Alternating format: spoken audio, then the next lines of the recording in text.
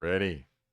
Hello and welcome to At the Redline Podcast. My name is Alec Gonzalez with Coaching the Redline. John Repsold with Mosaic Fellowship in downtown Spokane. Yep. John's been the pastor now there for 10, 11? Well, no, it's been actually 18 going on 19. No Yes. kidding. Can't believe it. Boy, time sure flies, and I don't know how that number got jiggered in my head. That's all right. 18 years. Yeah, amazing. And you were pastor before that at another church. I was over at Fourth Memorial Church for 14 years. 14 years. And then you were a missionary before that. Correct. We were in Spain and a little short term in Costa Rica, Kenya, and the Philippines. Okay. Man, you get around. It's funny because we've been meeting and we never really talked about your former life. Generally, we'll talk about what's going on now and kind of the reason I wanted to have you on the podcast a little later. But I always like to sort of start at the beginning. Like, where were you raised? What was your family life like? How many siblings? That kind of thing. Good. Well, I'm a Spokaneite. I'm the youngest of 5. Was raised on the South Hill. My parents were from Chicago, and my dad was practicing law when the war came along, World War II that would be. And they got shipped out here and all over the country. And then your dad was in World War II? He was in World War II. How old are you? He was 30 when World War II rolled around. No kidding. Yeah, I'm kind of as I said. You must be older than you look by a lot. Definitely, totally. Seriously, John? How old are you? 69. Okay. Yeah. Well, you surprised me there. Well, okay. Okay, Good, 69. Good kind of surprise. I didn't realize you were 69. I thought we were the same age, John. Good. Keep thinking that, brother. Okay, so next thing I like to talk about is sort of the arc of faith, how you came into knowledge of Jesus, maybe the day that you said yes, or just sort of the journey. Sure. Well, as I said, my parents had moved everything here to Spokane. They were very religious. We went to church every Sunday, but we went to a church that never preached the gospel. And they had grown up in that denomination and never heard the gospel to their knowledge.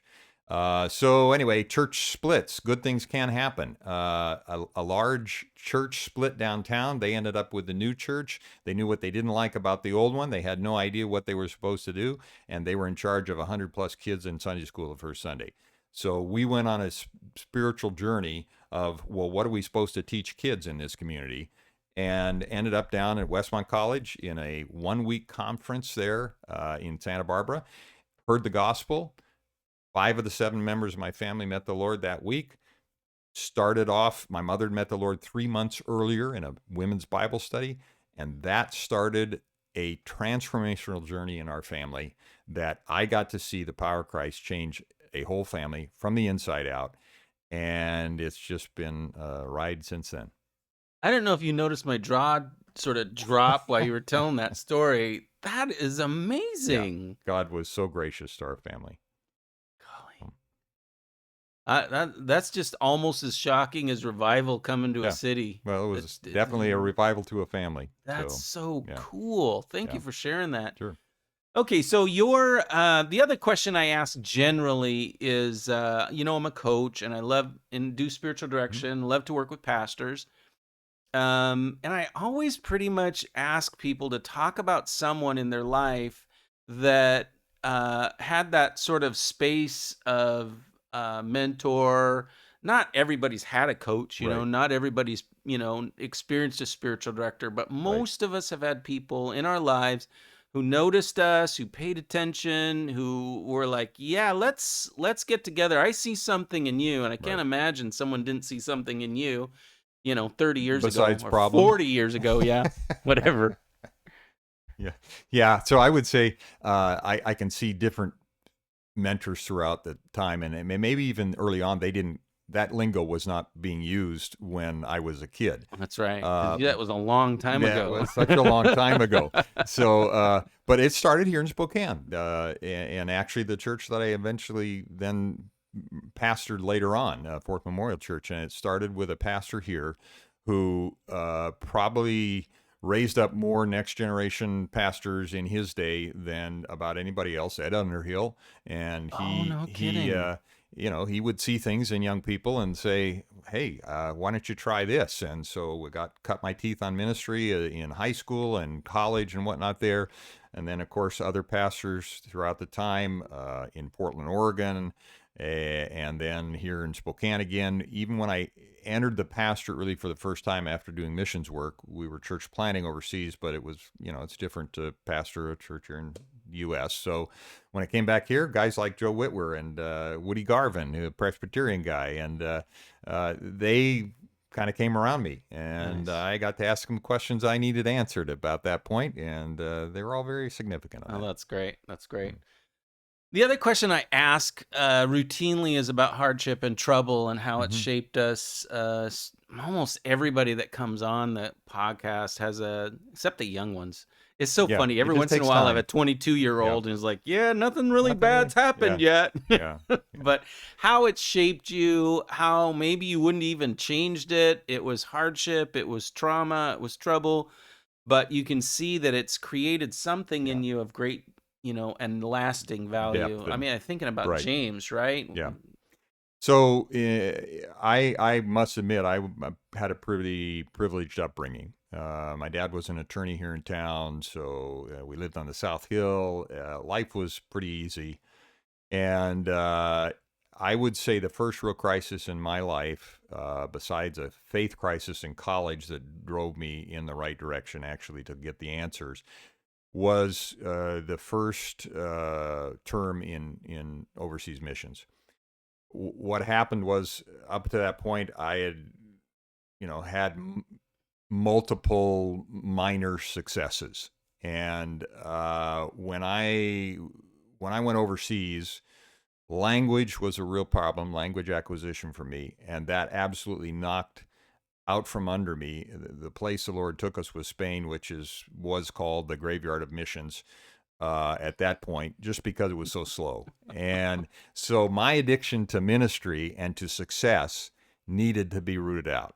And so the Lord just stripped everything away, and I found out how thin my veneer of Christianity was and how ugly my soul was whenever I walked away from the Lord or not in the Spirit. And I'm very thankful that happened for 4 years away from the sight of most people, because had that had to happen in a church setting, let's say here in America, I don't know that I'd ever recover. But because the Lord in His grace said, I need to break you now of some of this addiction to success, to what you call ministry, whatever. Those were hard years, but I am so grateful in His grace. He did it in the backside of the desert. Wow.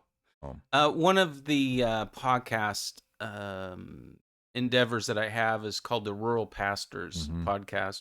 Is going to be largely hosting people that pastor churches in small towns.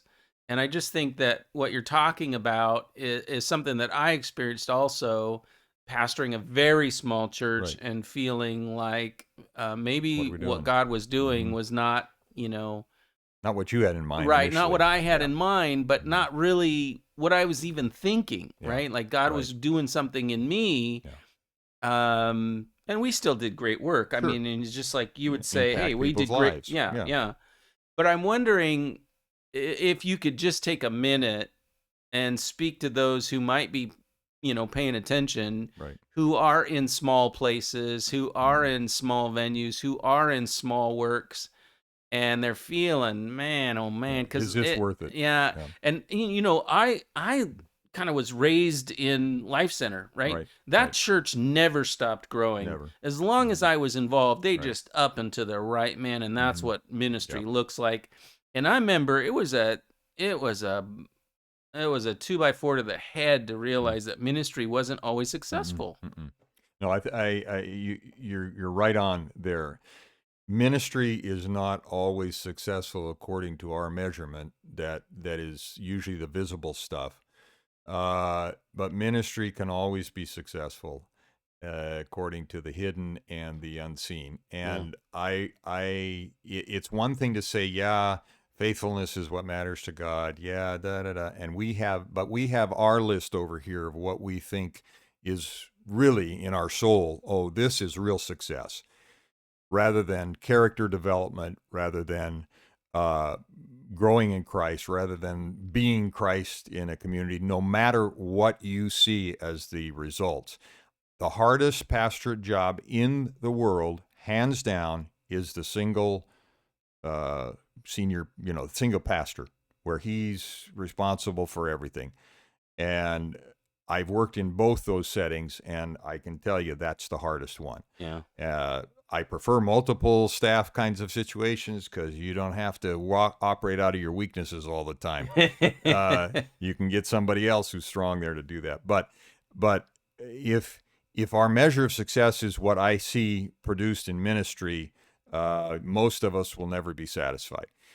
But if we really say Christ formed in me, that if I get to the end of my days, and by the grace of God, I'm able to say, yes, Christ has been formed in me. Yeah. Character development is more important than church development. Man, you take my breath away, bro. I want to go deeper there, but we're limited time. We are. That is such a great. I wish people would hear that. Well, and it's easier to say than live. Amen, brother. Oh, you can't say that twice. That is awesome. Yeah. Okay, there's so much there. We just simply have to move on. So I do want you to talk a little bit about your church plant. It's not a church plant, obviously. Your church. Yeah. We went through training together. Yeah. We planted it. It's a little known. Literally, like I don't think anybody knows. We went through the same training. We went through training together in Portland, and we were there together. It was a very impactful thing for me because Linda and I were not feeling it. We were not.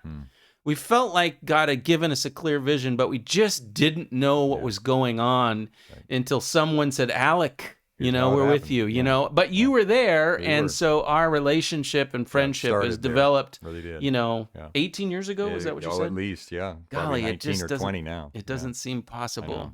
Okay. So anyway, but I do want you to talk just a little bit about the church, Mosaic, what's your, point and vision, what's the news?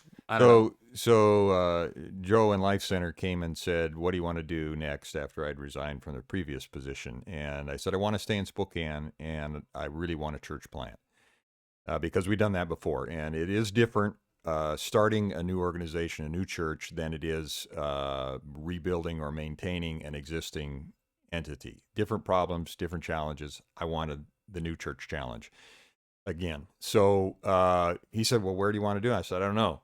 So we looked around. You were already going into West Central. That looked like a high need area. But there were our churches already going there. And it looked like the downtown core churches were leaving, not coming. I remember that. And that was prophetic, actually. Oh my gosh. So anyway, we just said, well, I think the downtown core, 10,000 people down there live there, no church really that's functioning well. And so I shouldn't say no church. There's different churches with different focuses because there are some great works down there. So we started, and we didn't know what we were doing. And it probably took us 5 or 6 years to really get the pulse and figure out what is a strategy that works down here. And so that we stumbled on that when my son, who was in between college and med school, was living downtown, and he said, he and another guy in the church said, hey, we want to start a group in this building. It was the Altadena, which was an apartment building there. He said, we want to do a weekly group here and see what God would do. That helped us find a strategy whereby today we're able to send teams into virtually any residential building in Spokane, whether it's downtown or not, that will do dinners on a weekly basis, build community of those people who are often very isolated, and have a Bible study. Nice. And so we're in the Catholic charity buildings. I mean, they've said the more teams you can field, you can have any building you want. We just don't have enough teams. And it is a long-term process. It's not something you're going to see fruit in the first, second, or even third year. So this has been the strategy for reaching that portion of the city. Now, in order to do that, you have to have a church that has a little bit of horsepower, people that aren't just coming out of addiction now, aren't completely isolated because of their mental health issues or whatever. So we realized we got to have a church that draws both the suburbanite and the urbanite, the somewhat functional family and the single person who hasn't had a friendship for 5 years. And so that's the model the Lord called us to, and so that's what the church has been. And the thing that has made that work, because I'm convinced that the socioeconomic divide is much bigger than most racial divides in our country, because it's a lot easier for me to sit down with a middle-class African American or Native American person, and we immediately have a whole lot in common. But if I sit down as a middle-class person with a somebody who's just off the street and just barely holding life together, it's very difficult. It's very, very difficult to be able to be comfortable with each other, to actually realize that that guy has something tremendous, or maybe many things tremendous, to teach me, literally. And so anyway, that combination has produced a church where we have to be authentic with each other. We can't pretend to be something we're not, because people see right through that and do not feel comfortable. But if you're authentic and you say, hey, I got my own issues, and here they are, okay, we're on the same plane. Yeah. And so that's what's developed down there at Mosaic. And we do a recovery ministry, but we also do several services in the weekend that are just for the average, commuter population. Nice. And you're doing a great job. Two of my very best friends are members of your church that I just adore, and they love it. So really grateful for your work, and being downtown is such it's a challenge. I can't believe you do it. Honestly, it's funny because when we closed our church, there were several churches that I would have definitely gone to, and yours was definitely one of them. The other was Eric Blauer's church out in East Central. But I just didn't have the heart to go into the neighborhood. Yeah. And something in me, there was a lot of burnout that happened. I was going to say, it couldn't have been burnout, could it? Yeah. Anyway, thank you so much for the work down there. So the reason I wanted to have you on is because over the last several weeks, I think it's been 3 weeks since the fire, you have sort of spearheaded with others an organization that is now just emerging. Yep.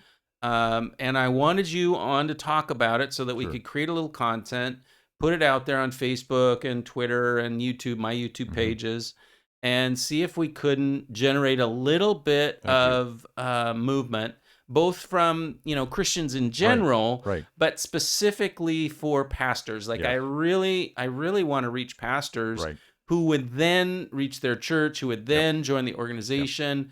I'd love for you to talk about this, and I'm begging you to preach a little. I mean, you got to cast a little vision. You got to be maybe not hyperbolic, but come on, let's get on the horse and do some preaching. That's good. Well, that journey for all of us started on that Saturday when the fire started, and immediately I began to make a list, because that was Saturday. The next day, I put up a list in the church. Here are the 30 plus families that had to evacuate in our small fellowship yesterday. We need to be praying, whatever. Here are the 2 families that have lost their homes already. So in our small fellowship, 2 families had lost it all. So then the question becomes, well, this is just a minuscule part of what's happening across our city. And I know other churches have lost 6 and 8 families have lost their families and whatnot. So it's all to scale, and depending on where they are. There are lots of immediate resources that are available, both governmental, nonprofit, and whatever, that are dealing and have done a wonderful job of dealing with the initial crisis. But people are in crisis. Thousands of people in our community are in crisis, and that is a crisis that will not resolve for them for months, if not years. Who's going to shepherd them through that process? Not just the financial pieces of getting insurance and taking payments and mucking their house out and all this kind of stuff. It's the personal toll. I had a gentleman in our church come to me and say, "I've been this week I had something happen to me. I went out on a call that normally would have been very simple for me to handle, but because I lost my home, I froze in the call, put my partner at risk. I need a leave of absence now from my job. Well, that's not going to resolve with a check. That's only going to resolve when that person recovers personally, and mentally, physically, and emotionally. And the church is the best party to do that. From, the Good Samaritan. The guy didn't keep walking. He stopped. He saw the need. He didn't just keep going with his regular lifestyle plan. The religious community did in the story. And here's the danger for us as the church. Okay, we'll maybe throw a bone here or whatever. But what are we going to do long term? And this will not be the last crisis of our community. Those crises have been escalating. If you just look at the history of fires in Spokane, they have been escalating over the last 35 years. Closer together, more intense, and the climate isn't going to change particularly here. So what's going to happen the next crisis that we have as a city? So in a sense, we're behind the curve, right, on this crisis. But this is a learning experience. Mm-hmm. And if we learn from it the right things, and we as the church discover what the church is meant to be as the Good Samaritan in our community for our neighbors, mm-hmm. Who's my neighbor, mm-hmm. then the sky is a limit as to what kind of spiritual awakening and revival can happen in this city. But if we walk past this one, and we don't change anything about what it's costing us and what we're doing, I think the Lord's going to give that mina to somebody else.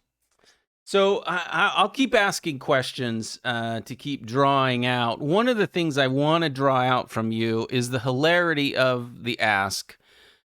For decades, if not centuries, the church has been divided. Yep. The church has not come together. The church has not worked together. We've all done our thing. Mm-hmm. And praise the Lord. God is doing amazing stuff in a lot of different organizations and churches. And I was a pastor of a tiny little church and was a member of a really huge church, the biggest one in Spokane. And I praise both. God is doing great things in these churches. But you are asking, with United in Crisis Greater Spokane, for the church to come together.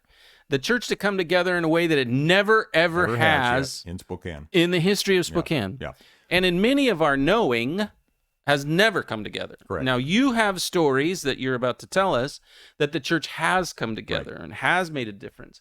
But what we're really asking is for leaders, pastors, leaders of particular churches to put down a little bit of their own protection and their own spears, whatever, and say, let's come together, have conversations about what would it look like if the church really worked together. Yeah. You and I have been around long enough to know that there have been lots of starts and stops to efforts for this to happen. What makes this particular situation different? What makes it different is that it is citywide. It is something that virtually every church has felt. And now we're, as pastors, saying, I just don't have the time and I don't have the resources to do the kind of continuing effort that's going to be needed in this community. So pastors, I think, are finally saying, I need somebody else. My church is not enough. Big, small, doesn't matter. My church can do a lot, but it's not enough. And so I think this is a golden opportunity that has happened to multiple other communities before. And this is what's so beautiful about UIC, United in Crisis. I didn't know them from Adam a month ago. They reached out to Spokane and said, we know you're in crisis. What can we do? And it was through Spokane Praise that they got in contact with us. Merv Witherup from Life Center. And that connection was made. And they said, we want to come up and help you. And I didn't know what that meant. But I said, okay, come on up. And on their dime, they have come up and given all of their resources to us free of charge and said, we will help walk you through this next year of seeking to deal with this crisis so that the Church of Spokane, not UIC, not XYZ Church, the Church of Spokane, in future crises and opportunities and existing crises that we're not even addressing right now, actually the church is seen as the best delivery mechanism for the care of people in this city. Okay. So that potential exists, and it's happened in lots of other places already. Okay. Let's let's try to cast a vision for this organization, UIC Greater Spokane.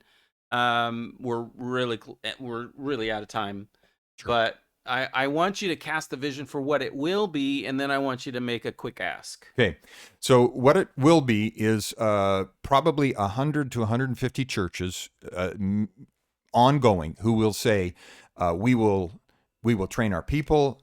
We have the training, so we're not asking them to create any of this, but we will get our people trained. We will get our people engaged, and whenever a crisis pops up, whether it's in our neighborhood next time or whether it's in our entire region next time, we're engaged. We're ready. We're already prepared for this. So to do that, I would say just go on UICGS, United in Crisis Greater Spokane.org, and click the button that says volunteer. That's a personal volunteer. Click the button if you're a pastor that says church, and you'll see how you become a part of this network that actually is providing long-term spiritual, physical, and emotional shepherding to any person in crisis, in any kind of crisis in our community going forward. So UICGS is an organization that has been birthed, that is going to be functionally located here in Spokane. It's going to be here. It's our own nonprofit. It is run by Spokaneites. Okay, and it's going to be led by a yet to be determined leader. Yes. Have a board. Right. It already does. And then pastors of churches are going to be asked to assemble people, organizational structures within their church. Yeah. Who will then come alongside and populate the work, the resource, right? Yeah, and then money will be raised. Yep. And then, can you talk a little bit about the work that you see this organization doing exactly? Yes, the work that this organization will do is what the church has not been able to do to date, because it takes such a high level of training, skill, and effort. And my church is not a disaster relief organization, and I can't possibly do that.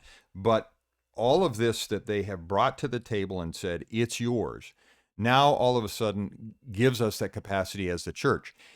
And it is, and I say the church because the church has to commit. We agree to this fundamental doctrinal statement. We're not going to fudge on these things that are core to following Christ.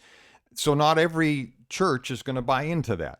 But hopefully enough of the broad spectrum of, and I use this term generally, evangelical church will say, yeah, we've been doing it on our own, but okay, now's the time, because God wants to reach our community with the gospel, and this crisis and the future ones are the best opportunity to do that. Okay, so I've been to a couple of these meetings. Yep. I kind of know what the vision is. Can you briefly describe the services provided by United in Crisis Greater Spokane? Yes. It is everything from intake to a person, lose their home, doesn't have any place to go. That initial day on the next crisis will be there. But from the intake and getting all the information to developing a long-term plan with that family or individual to get them back on their feet, everything from helping them financially with that. That's why it'll involve fundraising, helping them rebuild, helping them get cars, helping them where the resources in the community they can go to that already exist, where they can get food and diapers and who knows what, to the longer term, hey, how about coming and visiting our church? We love you. We want to help you. And the shepherding that is done by people in the church of their neighbors is what will make the difference. Yeah. Okay, I have one other question. I'm going to throw this quickly at you, and then I'm going to ask you to make a pitch for pastors to give you a call or reach out. There are people that I know well who've lost everything, and their mindset is the insurance company is going to make us whole. Right. But there's also this backside knowing that they're actually not going to be made whole. Right. That there's a deficit between what they're going to get and what they've lost. Right. And I'm wondering how much United in Crisis Spokane is going to help in that sort of underneath the hood, not knowing and in the middle. Right. That's where we try to help the most. I mean, we can help people through figuring out the insurance stuff and all those things. But as you say, a check doesn't necessarily change the trauma. And so, and in fact, it may create more for many people because, okay, I don't have a home, but I've got a check now. Now what am I going to do? And all host of decisions they have. This will enable them to walk through with somebody who is not in crisis or several people who are not in crisis. How do I process this so I'm actually making good progress? Now, to the question about pastors, I would say to pastors, we're not asking you to do another thing. We're asking you to simply be the mouthpiece that enables your people to know this opportunity exists out here. We can be the delivery mechanism for the training and whatnot. This can be done in a local church. It can be done in a home. It can be done online. And then your people get released to do what we've all wanted to see happen in this city. Every neighbor loved to Jesus. And because every neighbor is going to be in crisis in some way, in some time. Yeah. And if people know, I know how to have those conversations with them. I know how to help them. I know where to refer them. I know they're not going to be afraid to do that. In fact, when their neighborhood catches on fire, they're going to know their neighbors already, and they're going to know who needs to be evacuated physically. They're going to know when they get back after the crisis, this is our next step. This is what we do. Nice. Okay. Last, as always, how would someone get a hold? You mentioned before there's a website. There's a website, UICGS, greaterspokane.org, and just go to that, and there are several buttons on there. If you want to be a volunteer or you're an individual and your church isn't on board yet, just hit the volunteer button and start working through that process. If you're a pastor, hit the church button and say, okay. And by the way, on this site, there are some videos and will be some more videos about what is UIC all about. You can go to UIC.org, the national organization. You can get some of those videos immediately. So we're tweaking the site. But anyway, either site will show you this is what this organization does, and this is what it can do in our community, Greater Spokane. So pastors, go hit that church button, join, and then we can get you all the tools that you're going to need for your people to be equipped and actually ministering as a Good Samaritan. All right. Thanks for coming on the podcast. Thank you, Alex. If you've liked the video, would you like the video? And if you've never subscribed to the channel, would you subscribe? Again, Alec Gonzalez, Coaching the Red Line, John Repsold, Mosaic Fellowship in downtown Spokane. We didn't talk much about your church, but if you're in the downtown area, great church. I love that congregation and the people there. So anyway, God bless. Thanks. We'll see you next time. Thank you.